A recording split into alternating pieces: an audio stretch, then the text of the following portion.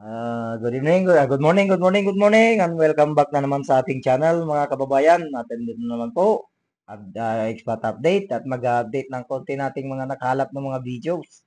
So, as of now, kasi Friday, dito tayo kay dati nating ginagawa kay Senator Rodante Marcoleta. At isa sa mga kinababahala nga natin, yung balita na itong Blue Ribbon Committee ay kuwan na raw, ihinto na raw.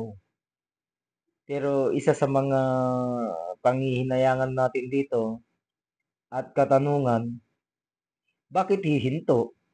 Di po ba? Ano ba ang nalilihis dyan? Nalilihis ba o natutuwid? Kasi kung mapansin nyo yung last na nangyari sa Blue Ribbon Committee last hearing, may lumabas na isang testigo. Ito nga si Master Sergeant Orly Gutesa. Okay. Ngayon, sa paglalahad niya ng kanyang mga nalalaman sa partisipasyon sa mga nangyayari, matindi ito kasi nasa loob mismo. Ito yung hinahanap nating mga testigo na nasa loob, na nagtatrabaho sa loob mismo ng mga gumagawa ng mga katarantadawang ito. At saka deliver ng mga basura. Yung mga basura para sa kanila, pera sa atin. Napakahalaga. Ngayon, dami-dami nating nababalitaan, pero siyempre nakatutok tayo dito sa kahit na ano man yung mga nakikita nating mga balita, hindi ako umaalis dito sa usapin ng flood control anomaly kasi para hindi tayo magkanda lito-lito. Banda mahilo-hilo ba? Yung meron tayong mga mga ibang mga usapin pero nasa labas ng Blue Ribbon Committee o sa investigasyon ng flood control. Pero dito tayo nakafocus kasi ito nga yung isa sa mga tinututukan natin at sana nga mapalitaw itong mga kung sino talaga yung mga gumagawa ng kabulukan ito. Ngayon, balak na nilang itigil, di ba? Ang tanong ay bakit? Kasi ito, 15 yung pinangalanan ng presidente na mga malalaking involvement sa flood control ng mga contractors. Okay? Kasi parang pinapalabas nila dito mga contractors lang yung mga gusto nilang parusahan eh. Contractors, saka dyan lang sa mga engineers ng mga engineers ng mga DPWH. Yung mga matataas na, wala na. Bakit? Yung mga nag-aano ng budget, parang walang maparusahan. Yung mga secretary, parang walang maparusahan. Yung mga nasa mas mataas, yung sa insertions or amendments, yung tinatawag nila, kung ano man yung kwan nila, tawag nila dyan, kung ano ang legal tawag nila, andyan. Tapos, papunta na tayo doon sa tuna, kumbaga. Kasi nakapagpain na tayo ng maliliit na isda, kumagat na itong tuna. Malaki na, kung tutusin. Pero mas may malaki pa dito sa tuna na ito. Na sana, hindi sana ititigil itong kasi may balak na sila eh. Pinaplano na nilang itigil ito. Isa sa mga mababaw nilang dahilan, itong para magbigyang daan, yung investigasyon, ibibigay na nila ang investigation sa ICI o Independent Commission on Infrastructure. Malinaw na ito para sa atin. May pinagtatakpan talaga. Itong Soto at itong si Lacson, kitang-kita yung para naman tayong ginagawang tanga ng dalawang ito. Kaya dapat talaga ito magkaroon na ng kung tutuusin. Hindi sa manawagan na tayo na dapat tanggalin itong dalawang ito sa posisyon dahil walang ginagawang mabuti. Kitang-kita naman natin sa investigasyon kung paano nila binabaluktot. Bakit ngayon? Isang tanong. Bakit hindi nyo tanungin ngayon tong si Master Sergeant Orly Gutesa na nagtatrabaho mismo sa loob? Nandyan mismo sa pinagdadala nila ng pera. Sila mismo bumubuhat ng mga pera, ng mga kung tawagin nila basura. Codename basura. Bakit hindi nila pagtatanungin ito? Dahil ba nagsasabi ng totoo? Anong gusto niyong witness? Yung ano? Ito ang talagang realidad sa mundo. Pinapanigan yung mga sinungaling. Ginagawang witness yung mga sinungaling. Tapos yung nagsasabi ng totoo, ginagawa ng issue. Anong issue dito? Napakaliit. Napakaliit. Na ultimong, kakong hindi batikang abogado, ultimong ordinaryong tao, maintindihan nito na walang ordinaryong tao na ibig ko sabihin, yung hindi gaanong nag-aral. Kahit high school, elementary graduate, affidavit, gagawing malaking issue para lang i-discredit na siya ay nagsasabi ng kasinungalingan. Bakit hindi niyo pinagtatanong? Nakita naman natin doon sa investigasyon daw ni etong si Lacson. Okay? Nakita natin nung ipinakita niya kung sino yung dalawang tao doon sa mismong pinagdideliveran at contact ng mga tuna, kung tawagin kasi malalaki na, yung dalawang tao. Ipinakita ito kay Master Sergeant Orly Gutesa. Okay? Nung ipinakita ito, ano ang sabi ni Orly Gutesa? Ito si ganito, may pangalan, apelyido, walang kagatol-gatol. Isa pang ito, pinatunayan, walang kagatol-gatol. Hindi ko nababanggitin yung pangalan kasi hindi ko sila alam. Hindi ko na alam yung pangalan nila dahil hindi ko sinulat. Nakalimutan ko. Basta yung dalawang taong yun, ang contact nila. Pag nag-deliver yan, yung dalawa ang kumukontak dun sa dalawang tuna. Okay? Tapos, anong sabi ni Sergeant Cotesa? Walang kagatol-gatol na sinagot ito ng may apelyido pa. Okay? Andun na tayo. Malapit na malapit na. Tapos, hindi ba dapat tawagin natin ito at hindi bakit ititigil? Lacson. Isipin mo. Akala ko ba magaling na investigador ito? Dahil galing sa PNP. PNP chief to dati. Magaling na investigador. Oo. O magaling magtakip. Yun lang po ang tanong. Magaling bang investigador, Soto? O magaling magtakip ng mga tao? Tanong lang po ha. Hindi po tayo nag-ano dito. Kasi nandyan na yung witness eh. Oh. Tapos yung dalawang contact doon, o di ipatawag na. Or baka kinausap nyo na. Hindi natin alam. Or baka nakatago na rin. Balita nga natin eh, itong si, anong pangalan ito? Si Saldico. Akala niya ligtas siya sa international na palipat-lipat siya. Hindi niya alam na minamanmanan na siya ng mga mafia. Sabihin ko sa'yo, kung umabot man sa'yo tong video na ito, Saldico, ligtas ka sa Pilipinas. Pero sa international, hindi ka ligtas. May mga international mafia na humahanap sa iyo, humahanting sa iyo. Ano ang pakay sa iyo? Pera, syempre. Ano ang pakay ng mga yan? Kasi, hanap nga, halo kayo nila kung saan mo tinago yung mga bilyon-bilyon na yan. Kasama mo yung kaututang dila mo rin. Eh, syempre, pag may B1, may B2. Sinong B2? Ayun, si Romualdez, oh. Na ngayon, nangangangaw-ngaw sa social media. Kung wala na siyang speaker, speaker na may speaker. So tuloy natin dito tayo kay Senator Rodante Marcoleta. At mamaya papasadahan natin yung sana ay hindi umabot ng mahabang oras. So ito po, papasadahan natin yung about sa pirma nung abogadong pulpul na ay, sorry, pulpul. Makita natin yung sino namimeke. Huwag muna natin tawagin pulpul pagka natanggal na pag na-disbar na, kaya gagaya ni pambansang pambansang bobo. Saka na natin tawagin pulpul kasi pumalpak eh.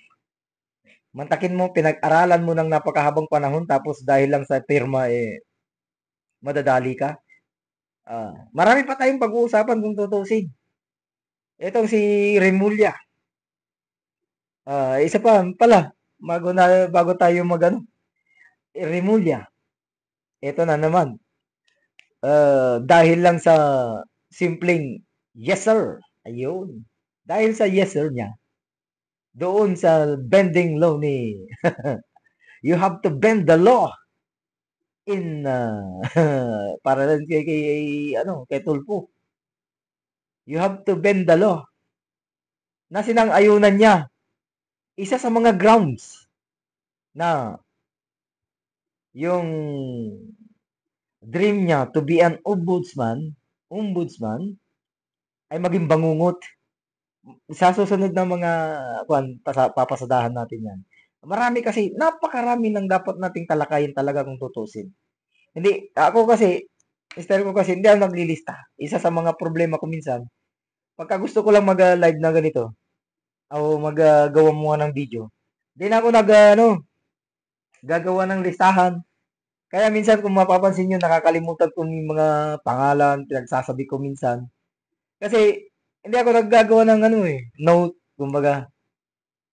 Umaasa na lang tayo sa mga videos dyan.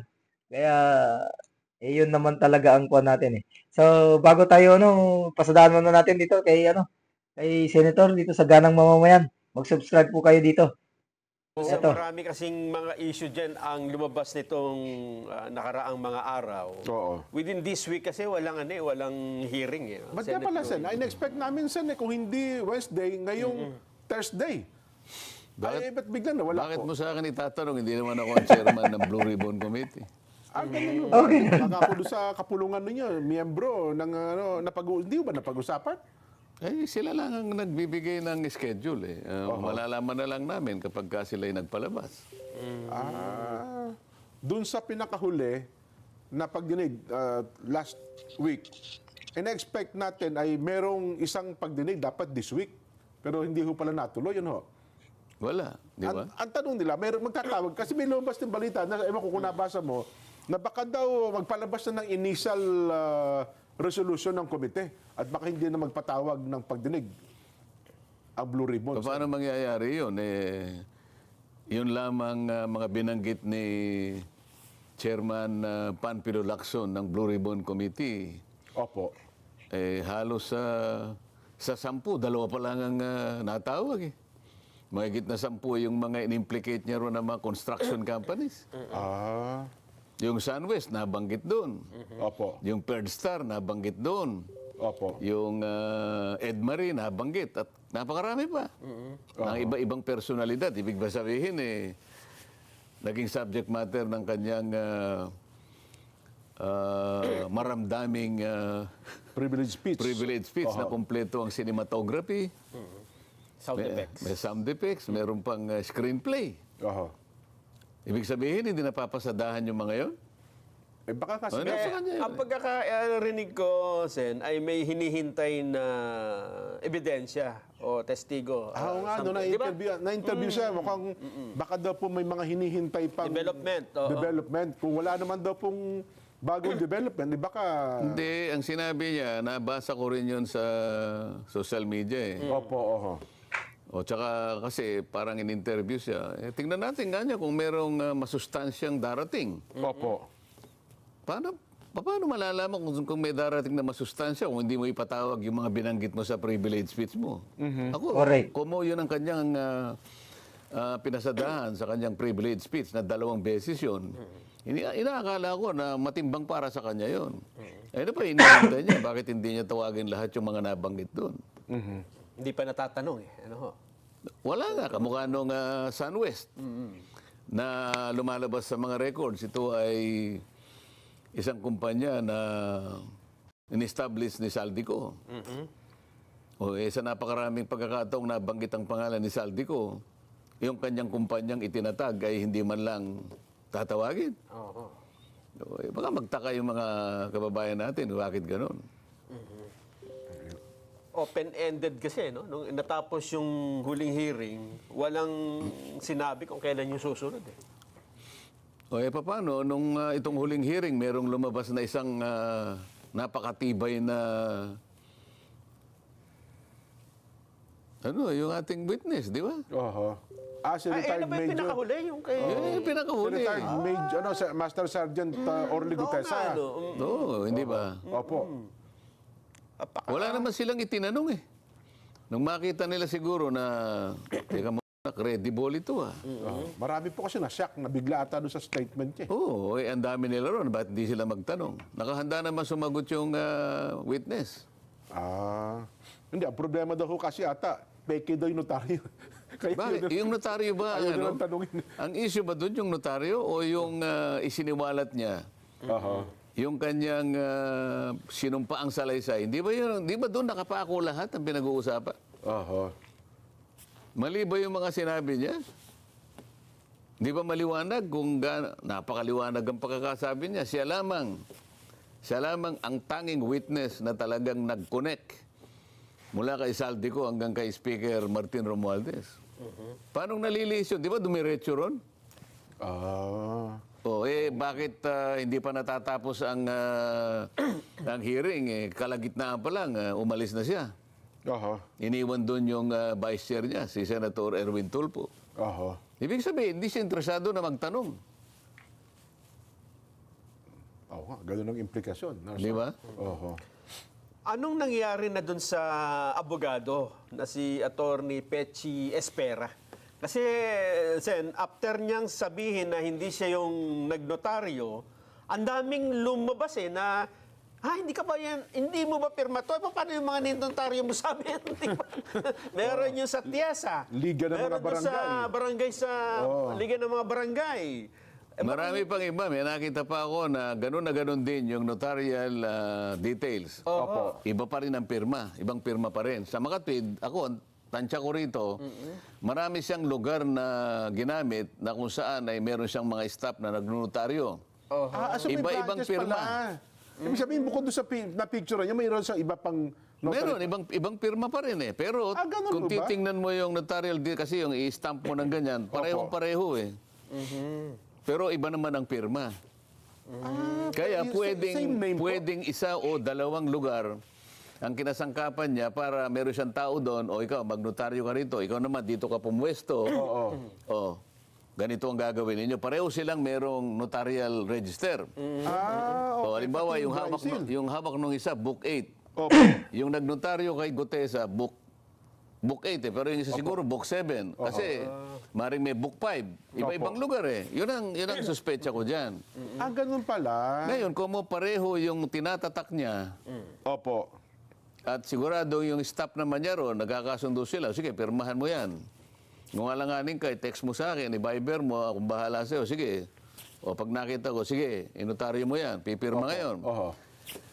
Pinapayagan mo, halimbawa, na pumirma para sa'yo yung staff mo, pagkatapos tatalikuran mo. Kahit ano pang sabihin niya, mali yun eh. Opo. Una, hindi niya dapat pinapapirma yung sekretary niya o sino man yung staff na naroon. Dapat siya yung nakapirma. Siya mismo. personal. Opo. Dahil ang requirement ng batas, dapat yung nagpapanotaryo nakaharap sa'yo. Physically. Oho. Physically. Yun ang requirement ng batas. Oho. Nakalagay doon sa isang lugar na kanyang pinapanotaryo, doon sa Villaruel Street, sa Pasay City. Notary Public, sabi niya. 24/7. Ay, Pasay pa pala yun. Pasay, yung opisina niya, Ermita eh. Kasi merong ermita. Opo. Yun ang kanyang opisina raw, kung saan man yun. Oh. Pero meron siyang panutaryuhan doon sa Villaruel Street. Sa Pasay. Oh, doon pumunta si Gutese. Pasay pa. Bilyar. Alam ko, taga-Pasay po ako eh. Oo. Kasi para mapaniwala ako nagpunta sa notaryo, kunan mo ka ako ng litrato. Oho. Alam mo, yun naman notaryo, para sa akin lang kapakanan yun eh. Yes. Dahil sabi ko, hindi kita kilala, pinabasa mo sa akin yung statement mo, yung salaysay mo, ay mabigat. Sabi ko, ikaw ba nakahandang tindigan ito? Kasi kung ikaw ay nakahanda at alam mong ito'y totoo lahat, at sinasabi mo rito ay para sa kapakanan ng ating bansa at sa kinabukasan ng ibang saling lahi na darating pa. Opo. Ganun yung forma nung kanyang salaysay. Aha. O sige, kako, panotaryo mo yan. Para lang sa kapakanan ko, pansarili kong satisfaction. Baka kako nagbubulaan lang ito, di ba? Opo. May panahon pa naman, panutaryo mo. Pagkatapos, kung talagang malakas ang loob mo, bukas ng umaga, bago alas 9, pumunta ka sa Senate. Senado. Aha. So, ayan. Yun yung sa sinabi ni Senator Marcoleta. Ngayon, dako tayo dito kay Binibining Maharlika kasi meron siyang na-discovery dito. Ito tignan na lang natin balita na muna natin si Senator. Dito ka muna sa Senator sa gilid. Ito, lakihan natin para kitang-kita. Yung explanation ni Binibining Maharlika din dito sa kanyang na-discovery. So, pasok, Madam Maharlika. Removal, takedown of the Facebook. Okay, huwag natin basahin yung mga, ang importante dito, mga palangga, ipapakita natin yung signature niya. Yan. Okay? Ito yung Okay. kinireklamo niya. Tingnan nyo to Ito, Mga fake. kababayan, ito po yung sinumpaang salaysay ni Yan, nalagyan natin. Yung araw, Orly sundan. Regala Goteza. Ah. Na sinabi niya na pinanotaryo niya. Tignan nyo Yes. yung kanyang, Pirma. ito ang pinresent sa Senate na ito daw ang kanyang signature. Oh, Tignan nyo Okay, tignan nyo yung Nakikita cursor nyo ba yan? Lalakihan ko. Okay. I wanna make sure nakikita nyo yung signature. Tandaan nyo yung mga Yeah. mata ninyo. Linawan ninyo. So, okay. So, linawin po natin, yung pinapakita kong signature na yan daw po ay fake. According mismo dito kay Attorney Peachy Rose Espera. So, yung signature na po yan po yung naka-affix dyan sa sinumpaang salaysay ni Orly Goteza. Then, mga kababayan, dito sa na to, oops. Okay, sorry. Okay. Next, ito. Ngayon, ito yung letter. Ito yung letter ngayon ni attorney. Ba't ayaw lumaki? Ito. Teka, lakihan na natin. Okay, tignan nyo Ito yung firma niya. Yan ngayon yung letter niya ng September 25. Magkaiba nga naman, di ba? Okay. Tama ba ako? Screenshot nyo na to. Magkaiba nga naman. Okay? Paano natin malalaman kung nagsasabi ang abogado ng totoo? Okay? Kung siya ba ay binago niya ang kanyang signature. So mga kababayan, naghanap tayo ng mga previously na ninotarize ni Attorney Peachy Espera. Okay. Tandaan nyo nakita nyo na yung picture, yung na yan. So tatanggalin muna natin yan. Tatanggalin ko muna yan, mga kababayan. Okay? At tayo ngayon ay pupunta sa isang website na kung saan, okay, magugulat kayo, magugulantang kayo sa mga eksenang susunod. Okay. Here we go. Stop ko muna yan. Okay, pupunta tayo dito sa, okay, ito. Alright. Pupunta tayo sa Tourism, Infrastructure, and Enterprise. Okay, ano to? Pupunta tayo dito sa Tourism, Infrastructure, and Enterprise Zone Authority. Sino ang familiar dyan sa inyo? At hahanapin natin yung signature ni lawyer, kung saan nagnotaryo din siya. Okay, ito na. Okay, hold your breath, darling. Okay, nakikita nyo ba yan? Okay, nakikita nyo yung website na yan. So dito mga kababayan, sa Darioc Hills Eco-Tourism Center Development and Project, nag-sign ng Memorandum of Agreement etong abogado na sinasabi niya na finorge or no, not finorge, or hindi daw yun yung perma niya. Silipin natin ang contract. Okay? Contract agreement dated April 28. Okay? Hindi ko na i-discuss yung konteksto nitong contract agreement kasi hindi po yan ang ating topic. Okay? Ang topic natin na nag-sign itong si lawyer. Okay, dadan. Okay, here we go. Okay? Ito na. Now, mga kababayan, yan po. Sabi dito, ito, yung pumirma siya, in testimony whereof, I have hereunto set my hand and affixed my notarial seal on the date that at the place First above written. Ayan po ang perma. Okay? Yan ang perma dyan ni Attorney Rose Espera. Gagamit ako ng cellphone. Ay, hindi nyo nakikita. Oh, sorry pangalaga. Hindi nyo nakikita. Ba't ganyan? Sorry Ah, wait a minute. Oh. Kasi napupunta siya sa ano. Sorry, napupunta siya sa sorry. So dito na lang sa phone mga kababayan. Napupunta pala siya sa ano, so hindi niyo nakikita. Okay, here we go. Dito ko na lang gagawin sa cellphone ko. Okay. Hold your breath. Dakdak ako ng dakdak, wala pala. Okay? Okay mga, sinend ito sa atin kanina. Okay? So dito sa ano na to, okay? Dito sa website na ito, okay, tiesa.gov.ph siya na. So may nag-send sa atin na kung saan pumirma, okay? Pumirma ng contract agreement si lawyer, okay, ito po yung sinasabi ko kanina. Okay, ang pangalan ng lawyer, di ba, na pumirma ay si Attorney Peachy Rose G. Espera. So itong contract agreement na ito mga kababayan ay nasa website ng government website. So tignan ninyo. So meaning, ito, tignan nyo ang kanyang perma.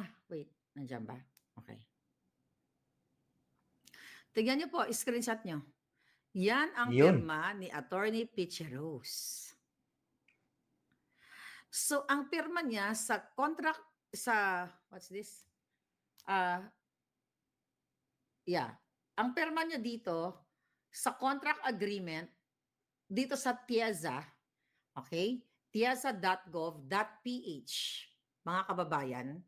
Okay, under dito sa Darioc Hills, ito. Wait. Ito yung pinakita ko sa inyo kanina. Okay, dyan po kinuha yan kahit tignan ninyo. Okay? So ngayon, huling-huli na siya, na nagsisinungaling siya, na binago niya yung signature niya. So kung ngayon mag-Google kayo dyan, Google niyan. So pumirma siya po, mga palangga, mga kababayan.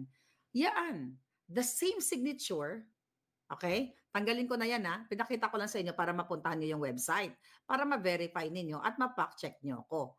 So mga kababayan, yan ang perma niya. Okay, dalawa actually yung agreement na yan. Ngayon pupuntahan ko uli yung perma niya kay Guteza. Okay? Puntahan ko lang uli. Okay? Here. Na sinasabi niyang fake. Mga kababayan, paano naging fake yan? Ayun, Sabi niya fake daw yan. Mamaya i-post ko po yan sa Facebook natin. Fake daw yan. Ayan. Nakita niyo po yung pirma. Ayan, pagkita sa inyo. Ayan, yan yung pirma na yan, nasa cursor natin. Yung pirma yung pirma, ito yung sinasabing fake na hawak yung dinala sa Senate. So, malinaw na malinaw. Yung pirma niya doon sa anong website yun? Yung Darul. Yung pinakita niyang website na kitang-kita naman natin. May pirma siyang ganyan, pero iba rin yung pirma niya doon sa, bali tatlong pirma yung pinakita ni Binibining Maharlika. Titignan natin. Hanapin natin. Yan Tandaan nyo yan Screenshot. Tapos yung isang pirma. Yan yung pirma niya kay Saan yung isang pirma? Pinakita niya dito, and there you go. Hindi ko na makita. Basta, kung titignan nyo yung, ayun. Nakita ko na yun. Nakuhan ko tuloy. Nakita natin yung dalawang pirma. Bali, tatlo ang pirma. Yung sinasabing isang fake, isang original, tsaka isa yung pirma niya doon sa kanyang salaysay na pinabubulaanan niya yung pirma. So, bahala na yung mga abogado dyan lalo na si Senator Marcoleta, dahil siya ang nagkuhan nito. Siya ang nagsabi nito na siya mismo ang magpo-prosecute sa abogadong ito na isa sa mga ginawa niyang magulo yung investigasyon. Kumbaga. O dalawa lang naman tulad nung sinabi natin, dalawa lang ang nangyari siguro diyan. Yung ipinaliwanag ni sino bang nagpaliwanag doon. Meron akong video nun, na it's either tinakot or binayaran. Gumalaw sila kaagad eh. Trace nila kaagad. Hindi pa malamang to, hindi pa natatapos yung hearing. Tinrace nila kaagad kung sino yung notary public office na gumawa ng sworn affidavit ni Master Sergeant Orly Coteza. Malamang yun. Kasi, ang kon nila dito, yun nga, ang sinasabi natin na kailangan palabasin natin sinungaling to. Dahil kung hindi, lahat to, ibubunyag nito. Nakita niyo yung pagkakasabi niya dati. Nilink niya from Zaldico to Martin Romualdez. Hanggang sa papunta na ng Malacanang eh. Narinig niyo yung salitang Malacanang na yung doon sa sinabi niya, nabanggit na. Tapos biglang sumabat itong si Senator Lacson nung tanungin niya yung bahay ba yon? Parang yung pagkakaalala ko yung bahay ni Yang. Anong tawag nun? Basta yung pangalan ng Chinese sa Pogo dati na nabili daw pala ni sino ba? Martin Romualdez o Zaldico? Basta dun sa dalawa na yung, Martin yata. Kung recall natin yung video na yun. So hanggang dito na lang po at maraming salamat po sa inyong panonood at naway maging aral sa atin. Doon sa mga ganito, isa sa pala sa nasa batas na kapag nagpapapirma tayo ng affidavit, lalo na pagka ganitong sensitive na usapin, kailangan pala nakaharap yung abogado. Kaya dapat tanungin natin kung siya ba ay secretary or siya mismo yung abogado na pipirma. Kasi pagka secretary lang yung wag niyo hayaan. Wag niyo hayaan na pirmahan niya. Hindi, kailangan ko yung abogado mismo. Kasi baka mamaya i-deny kayo eh. Meron palang ganyan. Pero dapat isa rin sa lesson sa kanila ito na pag dininay nila ito, disbarment ka agad. At saka syempre, anong tawag nun? May karampatang pangkaso o falsification ng public documents. Public documents to eh. 'Di ba sa di ba sa affidavit. Kaya ka nga nagpa-affidavit for public documents. Ngayon, public documents to. O di falsification, di ba? Kasi pati pirma niya, sinungaling pa. Mantakin mo, abogado, dalawang klase yung pirma niya.